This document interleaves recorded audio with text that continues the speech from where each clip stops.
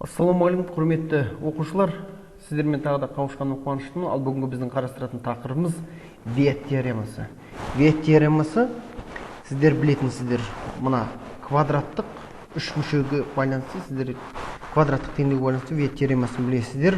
Ол қарама түбірлерінің қосындысы егерде бар болса, ол екі түбірінің қосындысы қарама қарсы алған бос мүше екінші коэффициентке, ал түбірлердің көбейтіндісі бос мүшеге теңделініп айтылатын.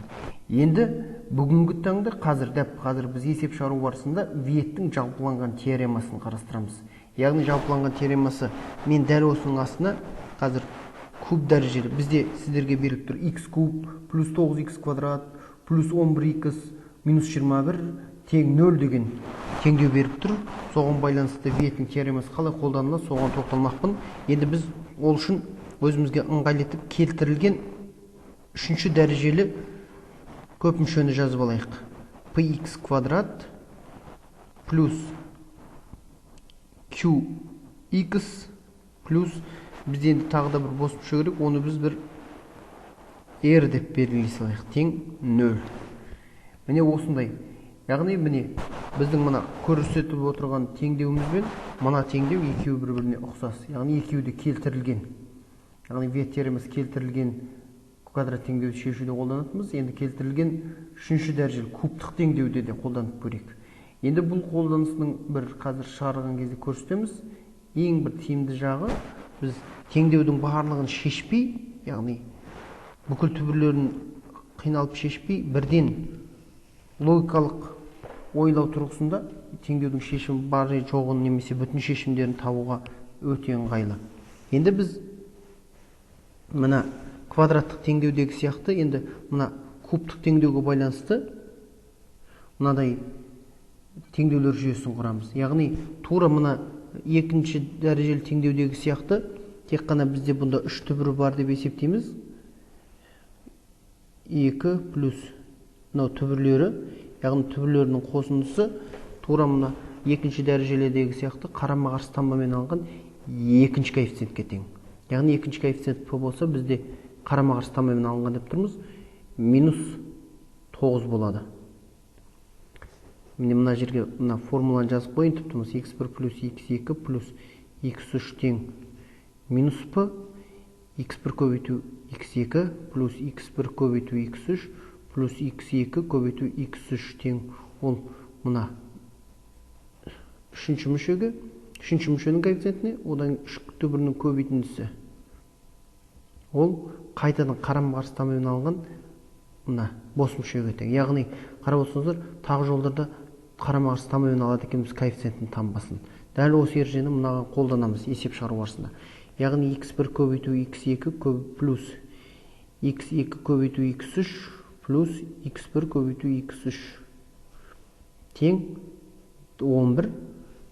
Енді мынадай үш түбірінің көбейтіндісі қарама қарсы таңбамен аламыз, 21. Енді міне осындай теңдеулер жүйесін жазып алсақ, яғни бұл теңдеулер жүйесінің шешімі қалай болады деген сұраққа жауап береміз. Яғни біз мына бірінші және үшінші теңдеуге қарау арқылы берілген есептің жауабын бірден анықтауға болады. Ол себебі міне 21 деген сан. 21 деген сан ол 7 мен 3-тің көбейтіндісіне тұрады. Яғни 1. 7 көбейту 3 көбейту 1, ол 21. Демек мына сандарымыз 7, 3, 1 немесе 1, 3, 7. Керісінше де айта беруге болады. Тек қана бір дүние айтатын. Мынарда минус тұр, мынарда плюс тұр. Демек, ол деген сөзіміз түбірлерінің қосындысы минус болып тұр. Яғни түбірлерінің қосындысы минус болса, бізде көбейтіндісі 21 болып тұрса, бізде мына екі түбір терісті, үшіншісі оң деген сөз. Яғни не мынау екеуі теріс, біреуі оң деген сөз. Енді сол нақты қайсы теріс, қайсы оң екенін анықтау үшін біз мынаған қарайық. Яғни 7-ге 3-ті көбейтсек, 7-ге 3-ті қоссақ 10, 10-нан 1-ді алсақ 9 болады. Демек бізде минус 7 мен минус 3 және 1 деген сөз болады. Сол кезде минус 7-ге минус 3-ті қоссақ минус 10, минус 10-нан 1-ді алсақ, сол кезде біз 1-ден айтамыз. Бірінші түбіріміз 1, екінші түбіріміз минус 3, үшінші түбіріміз минус 7. Сол кезде міне орындалып тұр. Яғни түбірлерінің қосындысы минус 9. Минус 10, оған 1-ді қоссақ минус 9. Демек, берілген теңдеудің түбірлері осылай болып шығады екен. Яғни бізге егерде x куб плюс 9x квадрат плюс 11x минус 21 сияқты есептер берілсе, осының бүтін түбірлерін тап десе, біз осылай Виеттің жалпыланған теоремасын қолданып шығаруымызға болады екен. Енді назар қойып тыңдағандарыңызға көп рахмет. Сіздермен бұл жерде бізде бүтін түбірлері ғана болды. Енді бізге бір есептер болуы мүмкін, мысалға мынандай 6x куб минус x квадрат минус 20x плюс 12 тең 0. Ал осындай теңдеулер берілсе, бұндай теңдеулер берілсе, және де есеп бізге теңдеуді шеш деп тұрған жоқ, тек қана би деп тұрса, тек қана бар жоғы түбірлерінің қосындысын тап деп тұрса, түбірлерінің қосындысын тап деген есеп болса, яғни түбірлерінің қосындысын тап.